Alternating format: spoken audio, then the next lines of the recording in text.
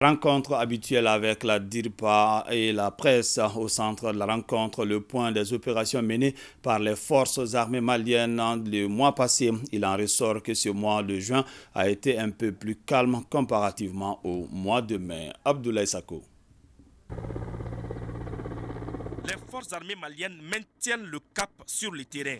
Les multiples cordes à leur arc leur permettent de relever les défis au quotidien.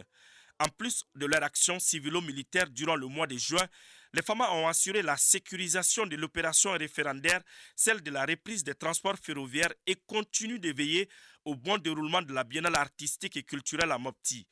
Nous pouvons dire que le mois de juin passé a été relativement calme, malgré l'attaque de certaines de nos positions qui se sont d'ailleurs bien défendues en infligeant des pertes à l'ennemi. Ce qui est évident, c'est que les forces armées maliennes montent en puissance. Le bilan cumulé de ces actions se résume comme suit. 5 sanctuaires terroristes détruits dans les secteurs de Djabali, Boni, Sévaré et Djoura, 51 terroristes neutralisés dans différentes zones, 55 suspects interpellés dans les secteurs de Sévaré, Nara, Ansongo et Menaka, 21 AK-47, notamment les pistolets mitrailleurs PM, 2 PKM, 7 fusils de chasse, des chargeurs, d'importantes quantités de munitions, des moyens de communication et divers matériels récupérés. 8 engins explosifs improvisés détruits, 2 pick-up également détruits. Sur la question du départ de l'amunissement, le patron de la défense rassure. Aucun vide ne sera laissé car l'armée est prête à assurer la relève, martèle-t-il avant de dévoiler le message du chef d'état-major général des armées aux hommes des médias.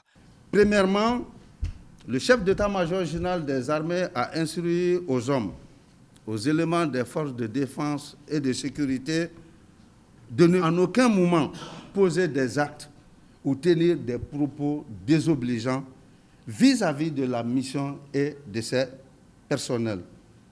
Deuxièmement, le chef d'état-major général des armées invite nos frères des groupes armés signataires à se joindre à ce processus de retrait de l'amunissement, à faire preuve de clairvoyance, de responsabilité, de retenue en vue du retour définitif de la paix et de la pacification de la zone.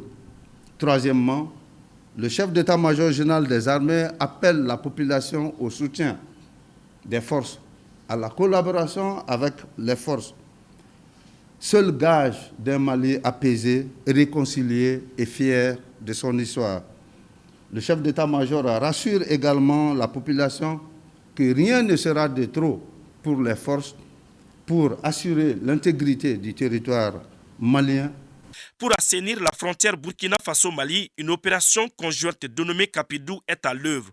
Avant de prendre congé des journalistes, le colonel Damélé a exposé quelques activités menées au niveau du département de la Défense et de l'état-major général des armées.